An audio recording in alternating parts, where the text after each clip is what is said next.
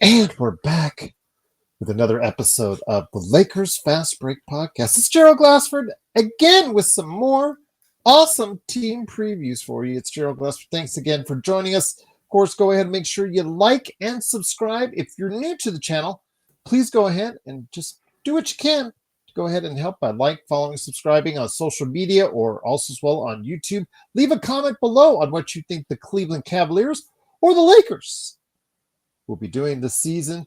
And then, of course, also as well, don't forget, if you want to become a member and get these team reports a little bit early, go ahead. It's just $2.99 a month. Go ahead right there for you and become a member of the Lakers Fast Break Podcast. So it is up to the Cleveland Cavaliers, and there's no one better to talk about them than one of the main guys behind Fear the Sword, guy who's been on this show a number of times already. He's actually been in our chat room and he's been brave enough to brave our chat room. He's seen our chat room firsthand. I don't know if that's the best impression I would give, but we love you anyways, chat room out there. It is, of course, Mike Anguilano. Mike, great to have you back on the program, my friend. Great to be back as well. Yes, I frequent the chat because for me, that's like late night TV. It's 11:30-ish, midnight on the East Coast when the live stream notification comes around. And that's what I do instead of watching late night TV. It's very similar to late night TV. There's just as many fireworks. So yeah, great to be back. Great interacting with all of you guys and your very lively chat.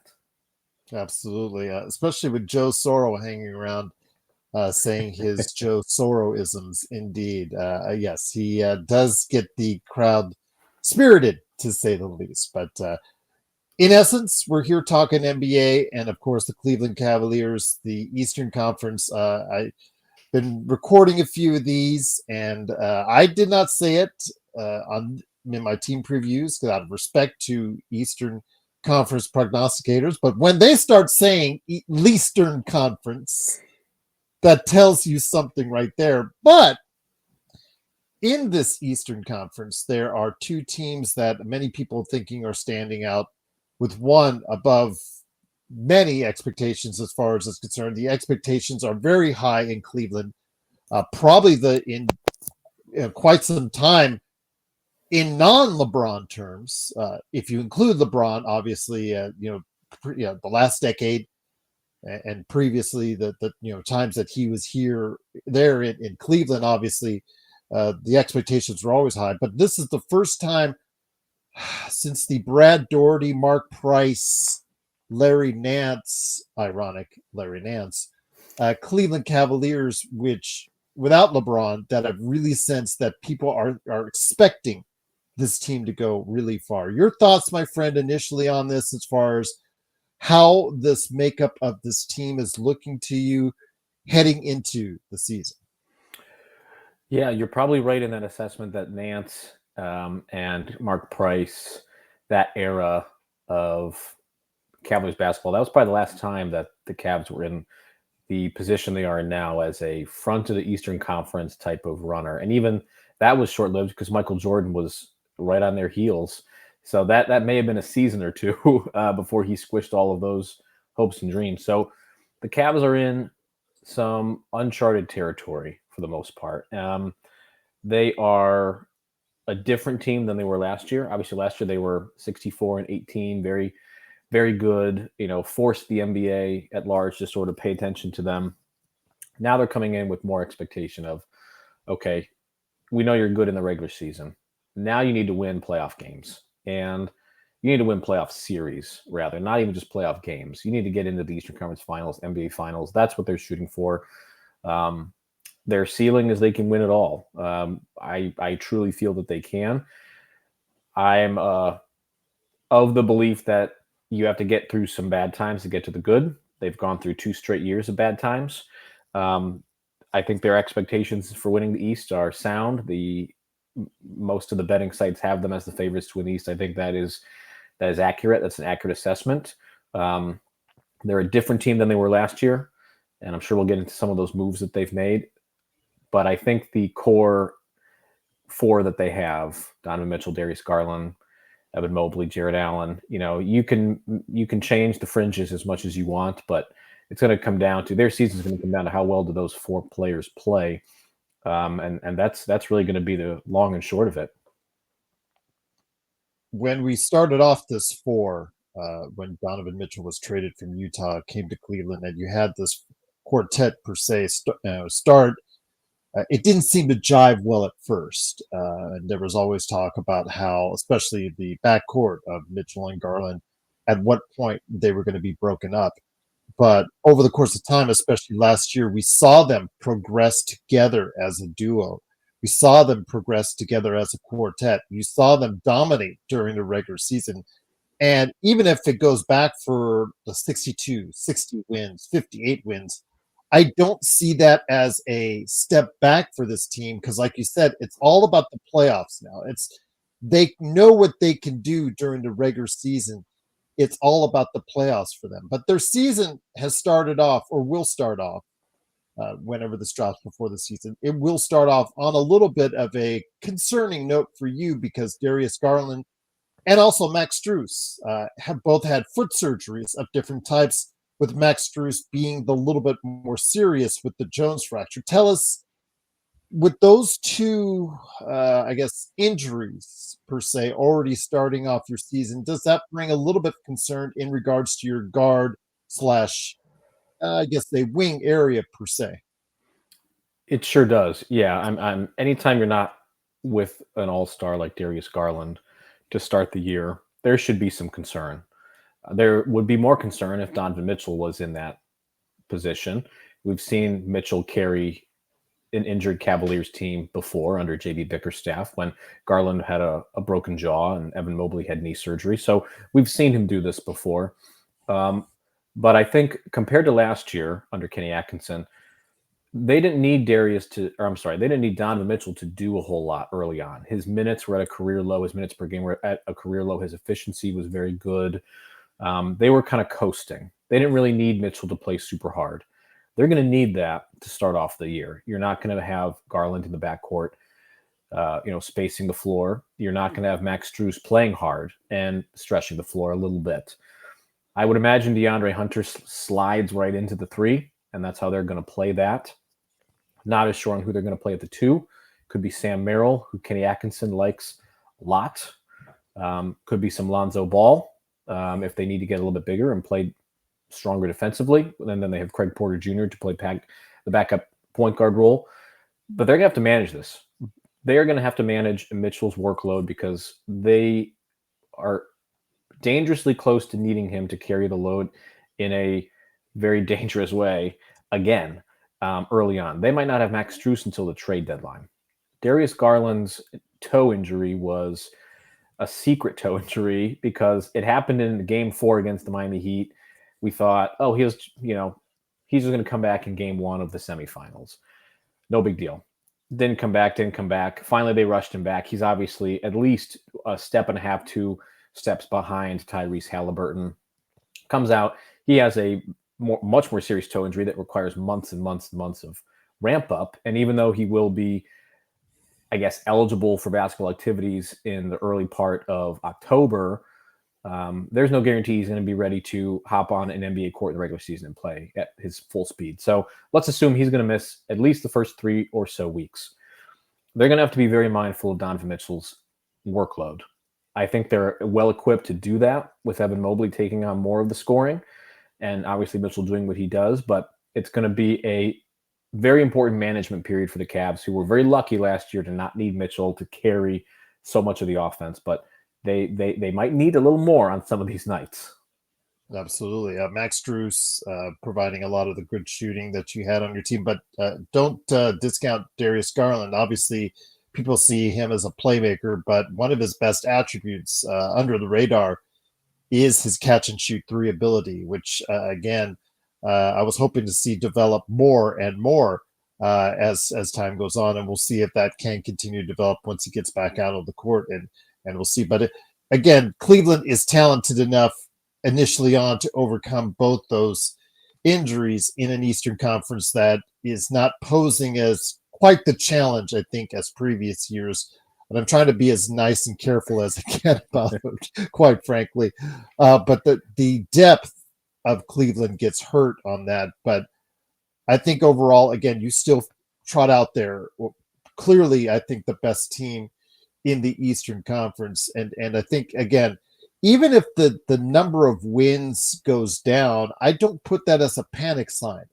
Again, I think for, like you said, the focus has to be looking at what happens, getting everybody healthy towards the end of the season and getting them all on the same page towards a great run in the playoffs.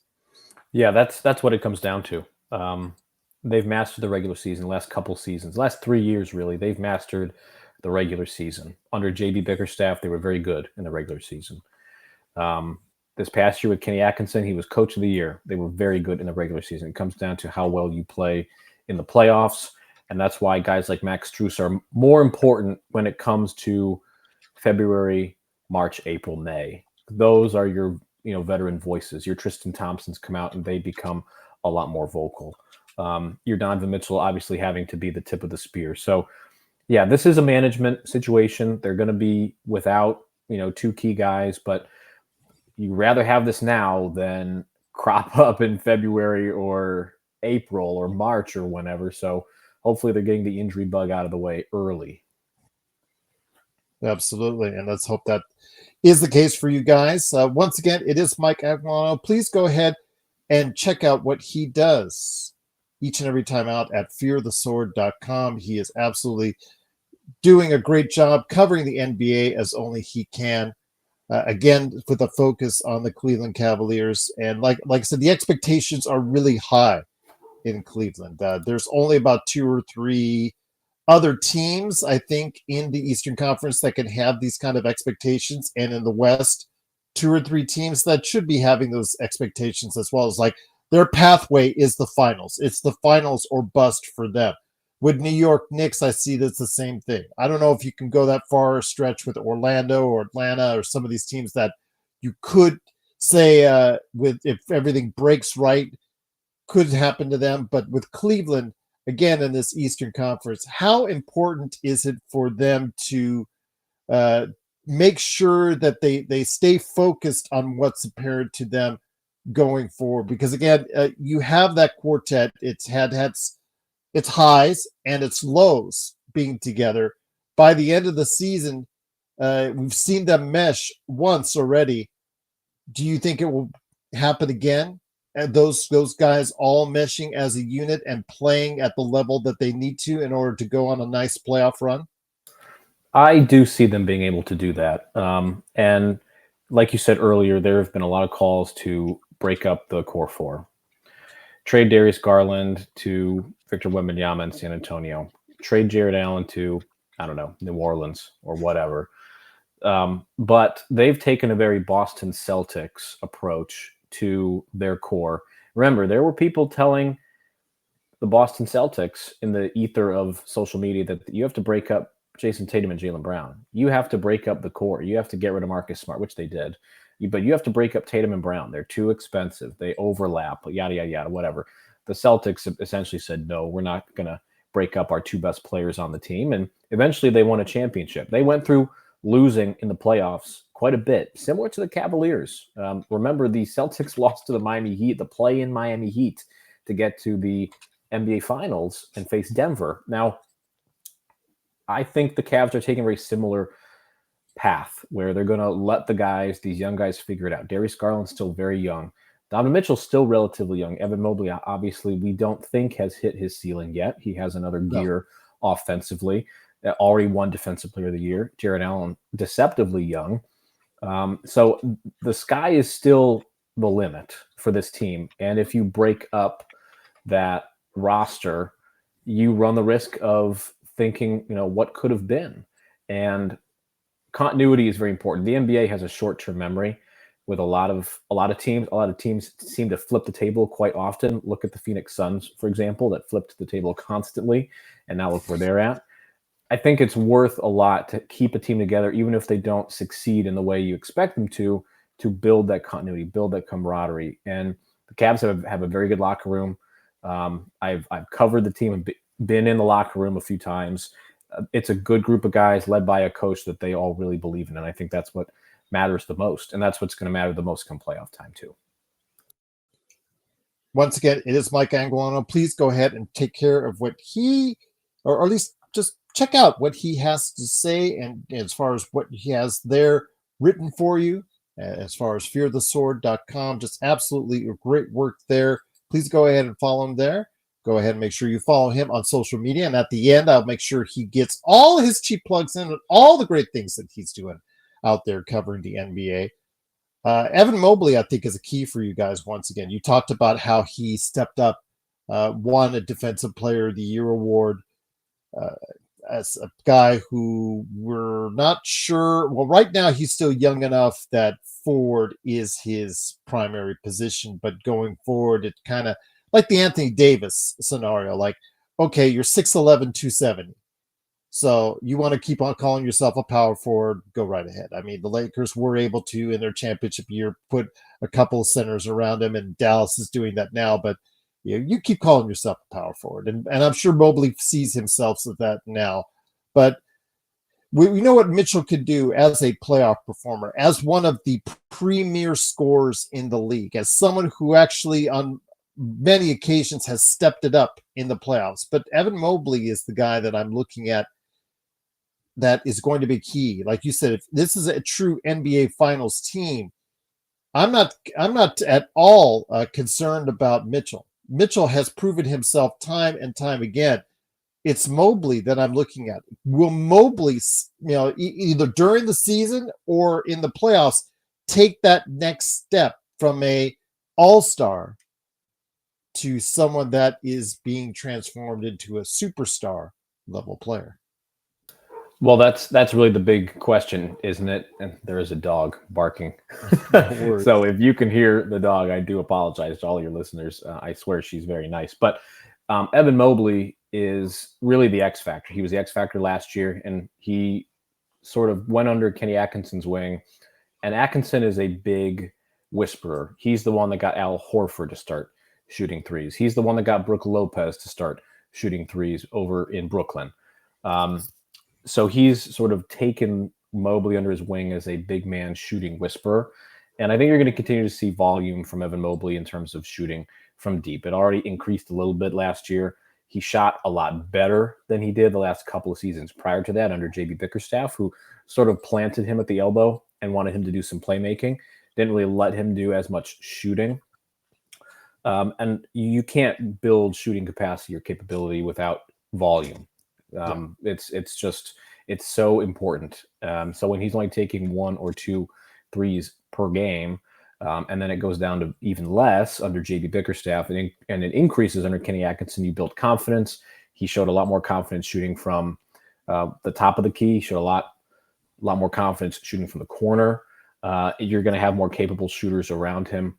So I think it's setting up to be a much more involved season for Mobley, especially early on. You're going to learn a lot about Evan Mobley early in the season without Darius Garland, because it's going to be a Donovan Mitchell and Evan Mobley 2-man game with Jared Allen, potentially in the dunker spot, or just not on the floor at all, and you put Evan Mobley at center. So his growth is the key to this team. He has the ceiling to be the best player on this team, better than Donovan Mitchell. And we've said that for a few years. His ceiling is better than Mitchell, at least from an impact sort of style. And I know it's two different, positions, but his ceiling is higher. And he doesn't have to reach that this year for the Cavs to make the NBA Finals, but he needs to take a sizable leap on the offensive end. And that's likely going to come in terms of shooting. That's likely going to come in terms of having the ball in his hands. I think it's still a little iffy when he goes to isolate against an opposing player. That handle is still a little bit shaky. Doesn't quite always know how to break down a defender, even though at his size, breaking down any defender is impressive. I think you're going to see some of those things come out early in the season, get him some more touches, and you're going to have to rely on him to be more of a scorer. And I think he's up to the task. He showed it last year. He showed a lot of growth. He needs to take one more step, and I think the Cavs, when fully healthy, are going to put themselves in the best possible chance to end up with a championship. I'm going to touch on the salary cap implications here in just a minute, but before I do, I want to go ahead and focus on some of the positives that you guys did over the course of the summer, which includes 2 acquisitions of note that might fill out the depth on your roster. I think that you have Sam Merrill already, and you already have Dean Wade there as a long-standing individual on the Cavs, the guys that provide depth on the back end, guys that in some cases might have to start if DeAndre Hunter, who was a trade deadline trade for you guys, gets hurt, because health has been an issue for him as well. The one I want to talk about is, of course, Larry Nance coming over as far as from Atlanta. A little bit underused, in my opinion, but maybe now that he's an older vet, that might be the case. But, look out. This guy, I wish he would have shot 45% from three when he was a Laker originally, but he could barely shoot beyond the free throw line. That has certainly changed. And more credit to him for staying in the league and doing so. But it's Lonzo Ball. I think that a lot of eyes are on him as far as what dynamics he can bring if he's healthy. And that's the key word, healthy. Someone who has missed a great part of the last 4 seasons due to his injuries, and the fact that he couldn't even get upstairs at one point in time during the course of the 4 years is obviously there as well. I don't know how much you can credit that to the BBB shoes that he once wore, but I'll leave that up to you guys in Cleveland to decide that. But Lonzo Ball, how important is he? And if to extend as well, Larry Nance Jr., how key is it as far as being an integral part of that rotation? I was expecting a LeBron question before a Lonzo Ball question, but I'll take the Lonzo Ball question first before we get to the Cavs need a small forward all of a sudden. I wonder where they can get one who happens to like being in Cleveland. If you got $52.6 million, we'll talk. They don't, unless you'd like a lot of salary filler and probably Darius Garland, which you might. Lonzo Ball is going to be, I don't want to say a crucial part of the Cavs, but especially early on with no Darius Garland. The need for him to play well and be healthy has just, quadrupled. And I really thought that the injury to Garland would have put the Cavs firmly into the Ty Jerome business, which I thought, oh, okay, Ty Jerome just made all the money back he lost after playing horribly against Indiana. Not the case. They ended up going with Lonzo Ball. They traded him straight up for Isaac Okoro. And actually, I think the Bulls had to kick in a pick or some salary because of some clause in Lonzo's contract. It's just a terrible trade for the Bulls. Awful. Yes. For whoever's doing the Bulls preview, I'm very sorry that the Bulls are the way that they are. And they're very lucky that Michael Jordan was there for as long as he was. But Lonzo brings something different. And I said that at the beginning of the show. He brings something different. He's not Ty Jerome. Ty Jerome was played off the floor defensively. If he wasn't hitting shots and scoring, he really wasn't doing a whole lot. He's not a prolific passer. He's a good passer. He's fine. He's not a prolific passer. His bread and butter was hitting threes and that slow, cadence into the paint to put up his patented teardrop that must have had, I don't have the stats in front of me, must have had an outrageous make percentage on cleaning the glass.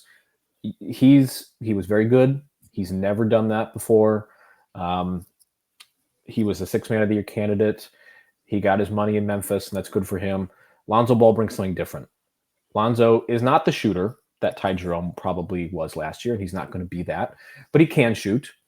And it's gotten progressively better over time, as Lakers fans have seen. It went from really horrific looking to passable to, sort of okay when he was with. He actually shot 40%, I believe, before the injury started to kick in. Yeah, he was on the upswing. So maybe he doesn't hit as many threes as Ty Jerome, just pure number, but he can hit them. But he's a much better passer. He's a much better passer than Ty Jerome. That's always been the bread and butter for Lonzo Ball, has been the passing. From the early days of UCLA, when he beat my Kent State Golden Flashes in round 1 of the NCAA tournament, he's always been a good passer, and the Cavs need that. It's very evident. Look at the NBA Finals and how many good passers were on the Thunder and on the Indiana Pacers. You had a number of quality playmakers, and the Cavs just didn't have that. They had Ty Jerome, who was okay. Darius Garland was hobbled, and that left everything on Donovan Mitchell. Ball can be the connector. He's going to get a ton of lobs for Evan Mobley. He's going to find, once everyone's healthy, he's going to find Strus and Garland off of catch-and-shoot opportunities, and that's going to be very helpful. Of course, all assuming he's healthy. And then on the defensive side, Ty Jerome was not a good defender, as I said.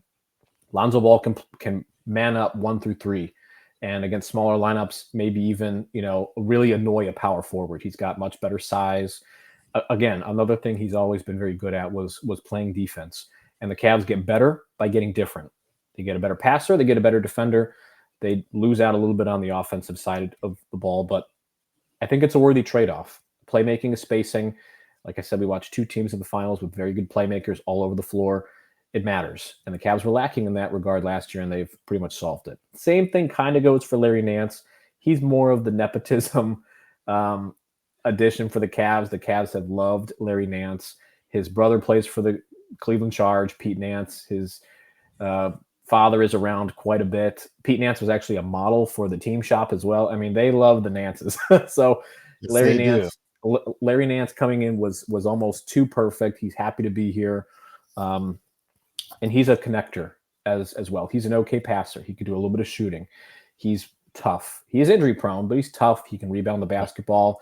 But most importantly, he can play the 4 or the 5, which is very different to what the Cavs had last year with Tristan Thompson, who could only really play the 5. You're not going to play him at the 4. But Larry can do a little bit of both. And again, the Cavs got better by getting a little different. They get a guy who could spell Evan Mobley or Jared Allen for a few minutes of rest. So the Nance addition on a vet minimum was a huge win. Is he a prolific scorer? No. Is he fine? Yes, he's passable. He could play defense. He could rebound. He's a good teammate to have in the locker room. I'm excited to hopefully get to talk to him this upcoming season. I think it was a good addition all around, just as much for the vibes as it is just getting a little bit different on your front court. There you go. So you mentioned it before about one more time as far as LeBron James is concerned, returning back to the homeland. Only one catch, though, and this is going to lead into my question. With the salary cap the way it is, the Cleveland Cavaliers are over the second tax apron, which means they can't bundle players together to get anybody, LeBron or anybody. It has to be a dollar for dollar match or less on the other side going out in order to go ahead and be able to be in any type of situation to make moves. So pretty much the Cavaliers, in essence, even with the injuries heading into the season, are what they are by sheer fact that they can't do much more.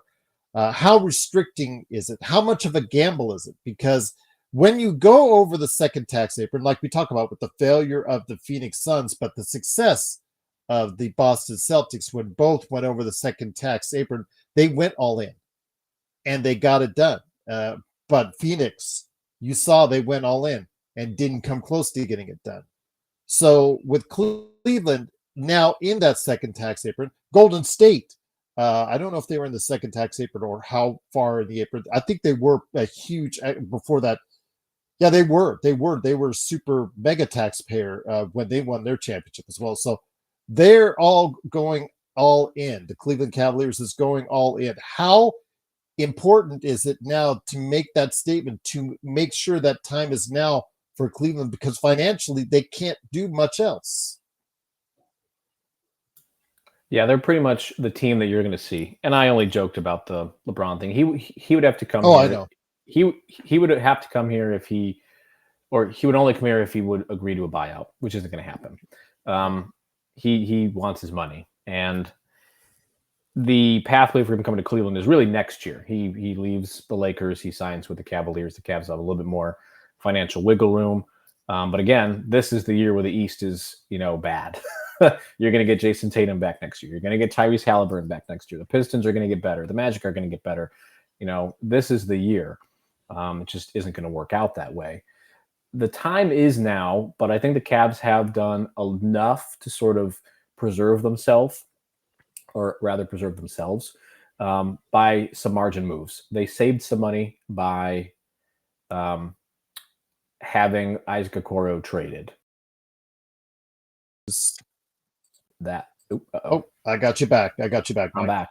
Yes. Okay. So they saved some money by trading Isaac Okoro.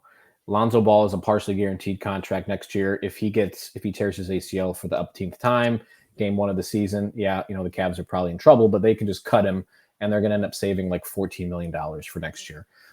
Jared Allen's a prime candidate. Eventually, they will have to get rid of the core 4. Jared Allen's a prime candidate to be traded. He's on a very good contract. He's an impact player. There's questions about him being an impact player in the playoffs. I think if he doesn't have a strong run in the postseason again, you are going to see him in trade rumors constantly. He was in trade rumors up and down for the last 2 summers. Somebody said he was going to New Orleans and that they were going to put a package together to get some players back.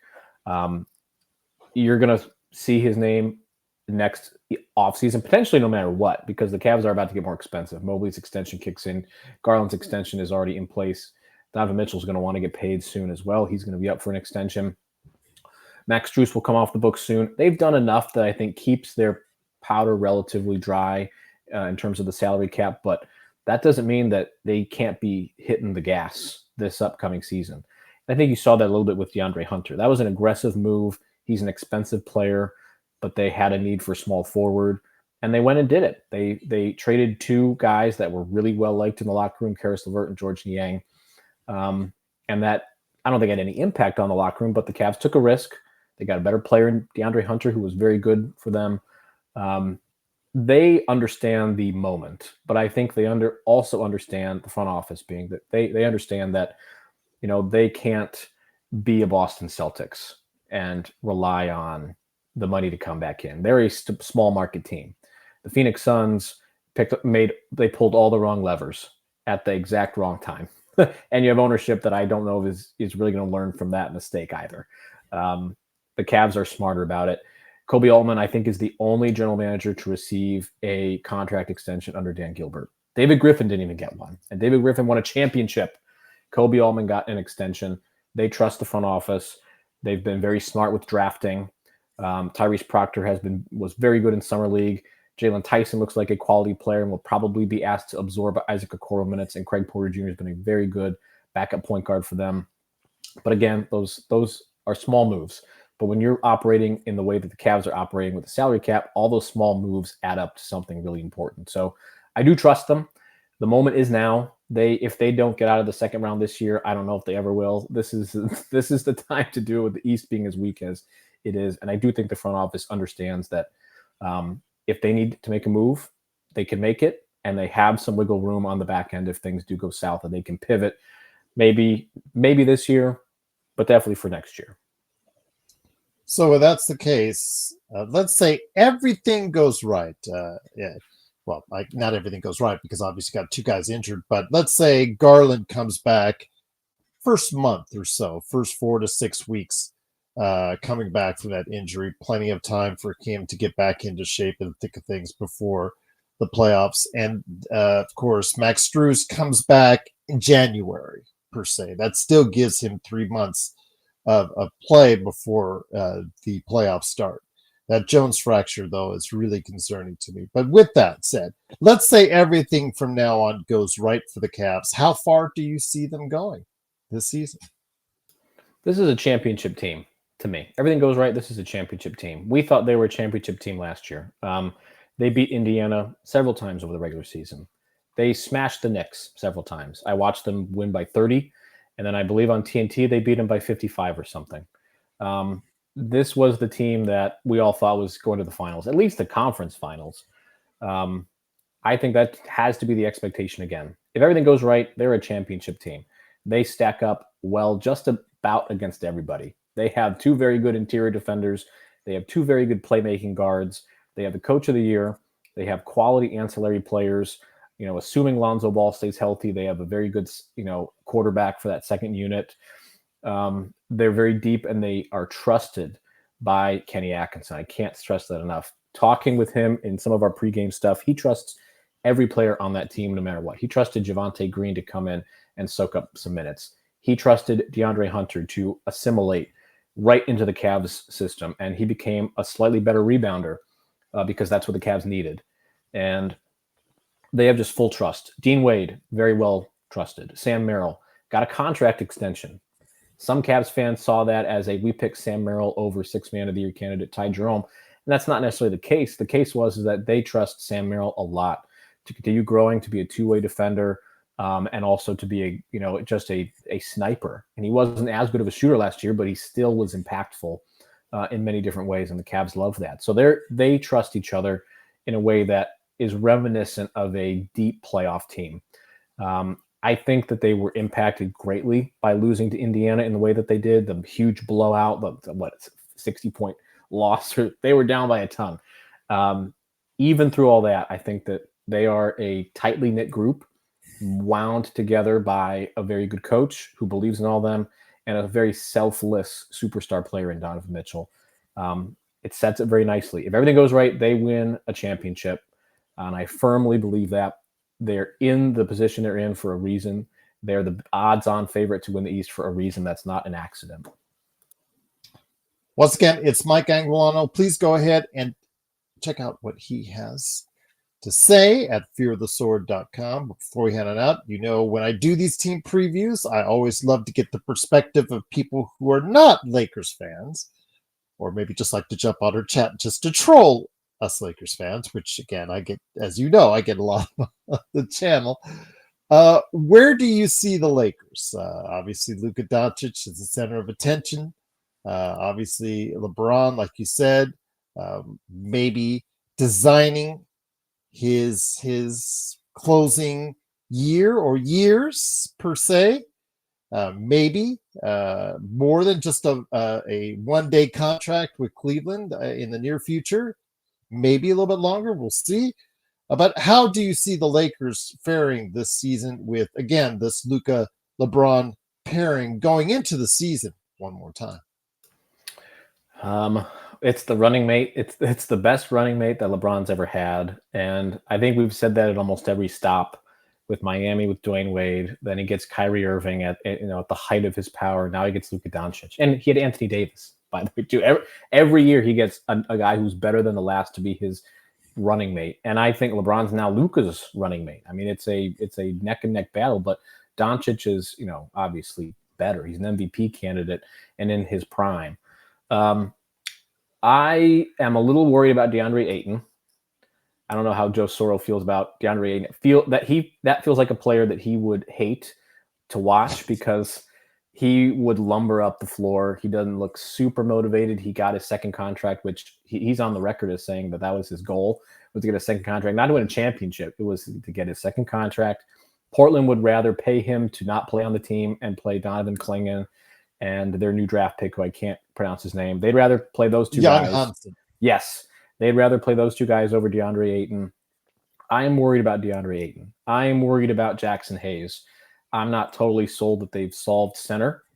DeAndre Ayton's a good name, but so is Dwight Howard. Not that those guys are even in the same class of player, but, he's being asked to do a lot.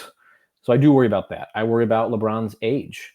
He's continuously having more and more ankle issues, soft tissue stuff, foot problems. And, I understand that based on how many miles he has on those tires. But I worry about the front court a little bit. I worry about LeBron's health a little bit.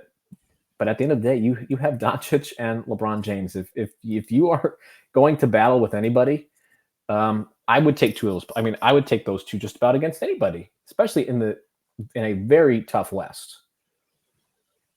I agree with you on Ayton. I know there's a lot of people out there concerned. And Joe Soro, I will say for the record, I believe likes him now. We'll see. We've got that playback channel that people can watch to see him get angry live as he watches it. But we'll see how that goes. But again, it's in his best financial interest. He's playing for a new contract. If he talked about, like you said, getting to a second contract, if he wants to get to his fourth contract as a lucrative one while he's still in his prime, then he better play at the level that's expected of him. And I think that's part of what we talk about with the Lakers, and the part we talk about that's hopeful for the Lakers is that there's at least six expiring contracts. And if you want to consider Jake LaRavia in that essence too, even though I don't believe it's an expiring on the second year, it's still, he is playing for a larger contract down the road with him. not even reaching his prime yet. So there's several players that have incentive to win during the regular season. It's just a matter of, do they want to make that step? Do they want to take that step and help get themselves financial security in 26 or 27? That's again up to them. But DeAndre Ayton, Austin Reeves, Rui Hashimura, Marcus Smart, again, rehabilitating his career. Those guys have a lot to prove. And when you have a lot of players that have a lot to prove, it might equate to a better than expected regular season. Now, how far it gets into the playoffs, I have to see this team in March or April to get a better understanding of it. And will Rob Pelinka decide, if the Lakers are a top 3 seed in the West, to make a move that might hamper that 26 and 27 cap that is now pretty much open for them right now? We'll have to wait and see. Again, will he commit to the now instead of committing to the soon instead of that? So we'll see how that plays itself out. But that's very, very good observations indeed. Once again, Mike, I just truly cannot thank you enough for stopping by. But before we head on out, it is that cheap plug time. Again, what you working on, what you going ahead and talking to the people about, your podcasting, your writing. What are you going ahead and talking about when it comes to the Cleveland Cavaliers? Yes, so Fear the Sword just got a brand new website, as did every SB Nation site. So if you haven't gone over and checked out really any of the SB Nation sites, I would highly recommend it. I like the layout a lot more. And it has been a lot easier for us to write on the back end as well. And speaking of writing, we are going to be beginning our player previews for the Cleveland Cavaliers. Starting up the next couple of weeks here. It's already September 1st at the date of us recording. It's time for basketball. I know that it's actually time for football, and I drafted my fantasy football team yesterday, but basketball is right around the corner too. So we're going to be starting player previews. I will have some columns coming out throughout the year with Fear the Sword as well. Hopefully going to be credentialed for more than a handful of games as well. I am credentialed to cover the G League team. In fact, I saw Bronny James and the Lakers G League team come to Cleveland, which was an awesome experience. He got such a loud standing ovation. They were cheering him on when he scored points. It was a really good atmosphere. So you're going to see me covering the G League as well. But yeah, player previews, that's next up. And I'm really excited to get into the weeds back on basketball. It feels like it's been a while, even though it really hasn't. Check me out at Fear the Sword. You can find me on Twitter, even though I'm not quite as active on there anymore. It's at Anguilano M22. It's the same for BlueSky, which I'm a little bit more active on. And I'll be cross-posting all my Fear the Sword articles on both of those sites. So either one works. We love all the interaction. The Cavs should be a very fun, good team this year. And we're really excited, everybody over at Fear the Sword, to get the season going. You can rest assured, if LeBron does make it over to the Cleveland Cavaliers at trade deadline or afterwards, you could be rest assured. Guess who will be coming along with him?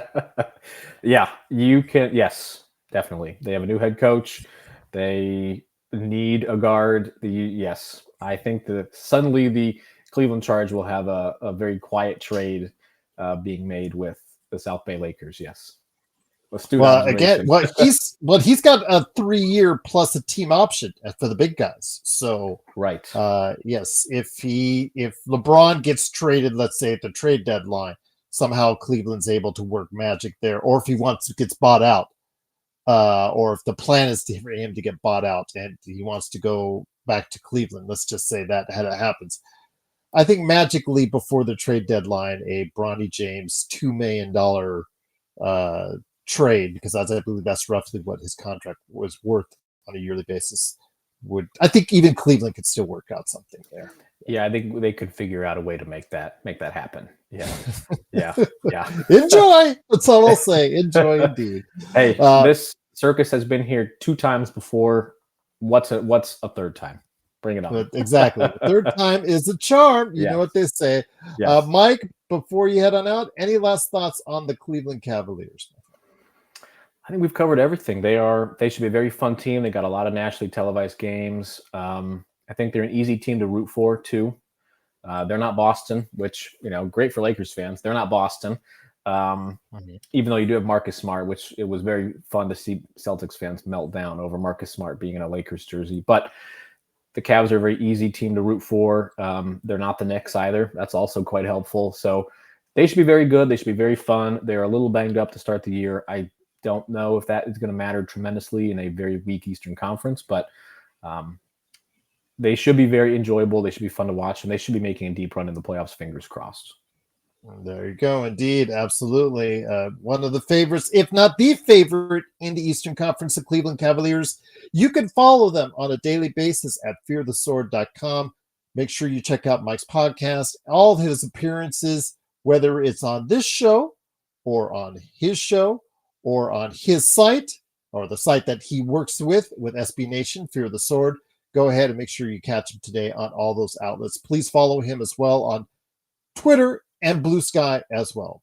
Mike, it's always great to have you on, whether it's in the chat or whether it's here in person. I will actually love to have you on during the course of the season to give us an update on the Cavs. It would be welcome to do that again. Let's go ahead and arrange that here for this season. So looking forward to it, my friend. Sounds good. Thank you so much for having me on. It's a pleasure as always. Always indeed. Thanks so much again to Mike, and truly appreciate everyone watching. Please like and subscribe. You will get more NBA team previews in the coming days right here from your friends at the Lakers Fast Break Podcast.